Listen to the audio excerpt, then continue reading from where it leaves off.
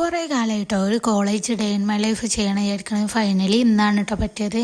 അപ്പം ഇങ്ങനെ തുടങ്ങില്ല ഗൈസ്, എനിക്ക് 12 മണിക്കാട്ടോ ക്ലാസ് തുടങ്ങല്. ഞാൻ 11 മണിക്ക് തന്നെ വരികയെന്ന് ഇറങ്ങും. വേറെ ഒന്നുമല്ല, ഞാൻ കറങ്ങി തിരിഞ്ഞൊക്കെ എത്തുമ്പോൾ 10-12 മണിയാവും.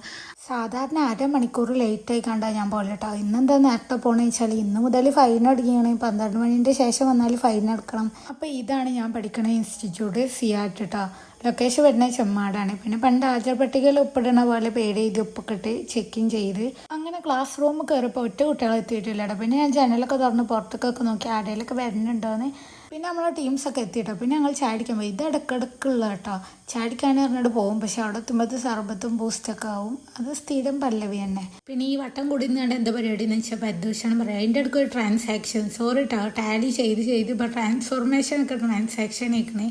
ഒരു റീൽ എടുക്കാൻ നോക്കിയതാണ്, പക്ഷെ ഒറ്റ കുടിപ്പളും വന്നില്ല. പിന്നെ ഞാൻ വീഡിയോ എടുക്കണമെന്നുണ്ട്. അപ്പോൾ അത് ഓരോന്ന് വന്നു. പിന്നെ ഞങ്ങൾ അവസാനം ഒരു റീലൊക്കെ ഇട്ടിട്ടാ. അതൊക്കെ രസമല്ലേ ഗൈസ്. പിന്നെ ഞങ്ങൾ ലാബിൽ പോയി. ഇതിലൊരു പേജ് നമ്പർ മിസ് പറഞ്ഞിടും, അത് നമ്മൾ ചെയ്യണം കേട്ടോ സ്വന്തമായിട്ട്.